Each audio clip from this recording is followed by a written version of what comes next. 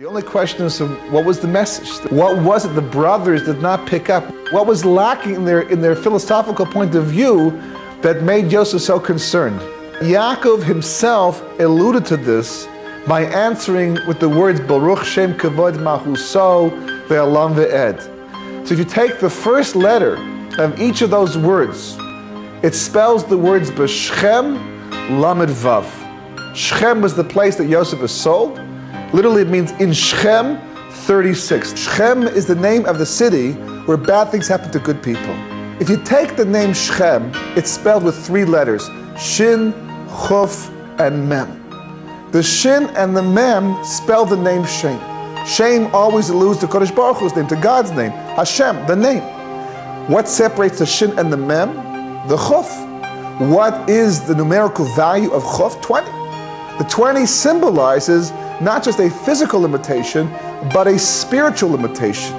Somehow there was something blocking the brothers' view that prevented them from being able to see the miracles happen to Yosef. It wasn't a physical limitation that Shechem represented, it was a spiritual limitation. What makes this significant is because the Talmud teaches us that there's only one other reference to something that's muchan lepoyanot. Something else is set aside for punishment, not just Shechem, but something else. The Talmud asked the question, why was Haman's name Muchan? Muchan was his name originally. The Talmud says because he was Muchan lepoyanot. He was set aside for punishment. What's the connection? So we know that Haman was a descendant of Amalek. At the end of Parashat B'Shalach, Rashi points out that the reason why Amalek is the enemy of God until the end of history, why God personally is at war with Amalek, is because Amalek comes and divides the name of God. God's name is spelled Yud-K, a Yud, then a Hey, and then a Vav, and a Hey. And Amalek divides them. How does he do that? Because the Yud-Hey of God's name always symbolizes God's overt involvement in history. The Vav-Hey of God's name symbolizes God's covert involvement, when God decides to work through nature to run the events, but it's always God. Amalek tries to give the impression that God is not involved in the events of everyday life. The moment a person believes that God is not involved in the events of history, he is said to divide the name Yud-K and Vav-K. That's Amalek's greatest crime. So therefore the redemption, the final redemption, as defined by the prophet Zechariah, is B'yomahu Yeshem Echad U'Shmo Echad. On that day, God will be one, and His name will be one. What if God is always one? Shema Yisrael, Hashem Elokeinu Hashem Echad. God's always one. How can God not be one? In our minds, God is not one. On the day of redemption, when Amalek is finally destroyed, then people will understand that all that happened historically was always the hand of God, always the result of God, always a message from heaven to the Jewish people and mankind in general. So that Shechem is Muchan lepoyanot, and the name Shechem itself should be divided. The Shin and the Mem divided by the Chuf means the Chuf symbolizes a certain intellectual blindness, a division in the name of God. So this is what Yaakov is telling his sons. Somehow in your vision of how God is involved in everyday life and reality, somehow something is missing. And they come to Yosef, they say to Yosef, our father told us to tell you before he died not to take revenge. So what does Yosef say? Am I in place of God? That's a division in the name of God. That you can think that I can have control to kill you if God doesn't want me to kill you is dividing the Yud and the Vav K. It's the problem of Shechem all over again. This whole episode is actually also an analogy for the end of days. When Yosef said, Ani Yosef, the brothers fell backwards and they couldn't speak. Why couldn't they speak? Because they were afraid? Because they were embarrassed? Because they found out for 22 years they had been living a mistake. They thought that they were masters of their own destiny. They found out they were pawns in somebody else's game. So the rabbis explain, on Yom Adin, on the day of judgment, God will only have to say, Ani Hashem, and we'll be speechless. God is constantly talking to us, constantly sending messages. The only question is, do we hear them? Do we see it?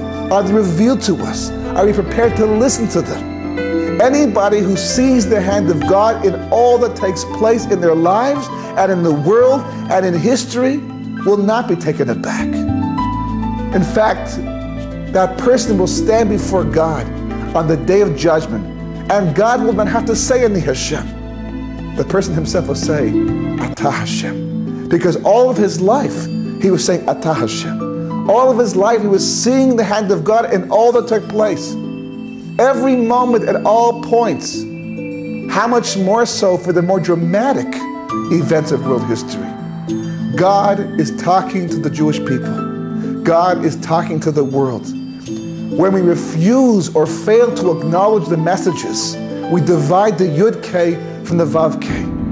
When Yaakov told his sons, Baruch Shem Kavod Machuso Le'olam Ve'ed, he was telling them, as long as the Shin and the Mem stay apart from each other, as long as the Chuf divides the name of God, as long as you are intellectually blind and spiritually blind to the hand of God in all the events, by definition, the light remains hidden. The moment you can resolve Shechem, the moment you can bring the Shin and the Mem together and unify the name of God, you will bring forth the light of 36. The purpose of creation becomes fulfilled. So from this we see that Shechem is more than a city. Shechem represents a certain mentality. The moment a person disconnects the hand of God from the events of everyday life, they suffer from a Shechem mentality. The rectification is to reconnect the Yud K and the Vav K by introducing the hand of God back into everyday life. By recognizing the hand of God in all that takes place, a person is set to rectify the Shechem mentality and bring rectification to the Jewish people and to the world.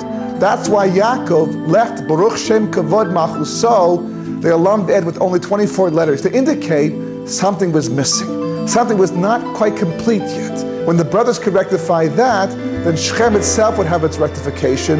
The Jewish people would also achieve rectification.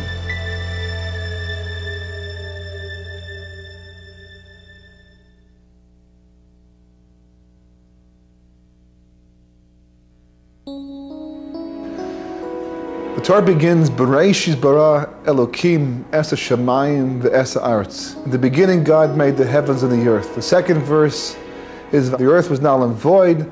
There was darkness upon the face of the deep, and the Spirit of God hovered above the waters. Then comes the third verse. God said, let there be light, and there was light. And everything changed. From the moment that God made light, everything was going uphill. The second verse speaks of chaos, null and void, but the third verse is already speaking about light itself. As Rashi points out in the fourth verse, it was not a normal light. It was not the light of the sun and the moon and the stars, because those were not put into the heaven until the fourth day of creation. It was a special light. In fact, God hid that light on the first day, as Rashi explains, because he looked into the future and he saw that evil people would abuse it. So God hid it in the first day of creation, hence the name Or HaGanuz, the hidden light of creation. But the Talmud tells us that God brought back this light, at least partially, for Adam on the sixth day of creation. On the sixth day of creation, light came back and it shone for Adam 36 hours before it was finally hidden away from mankind completely, only to make guest appearances from time to time. But if we go back to the beginning, when the light first came into creation, the verse says, V'yom Elokim yihi or. That's literally what the words translate to be, let there be light. The word yihi itself actually has the gematria of 25. The yud plus the hey plus the yud is 25. So you could actually say 25 is the light. And interesting enough, the 25th word in the Chumash is the word light. And the word or itself shows up in the entire Chumash 36 times.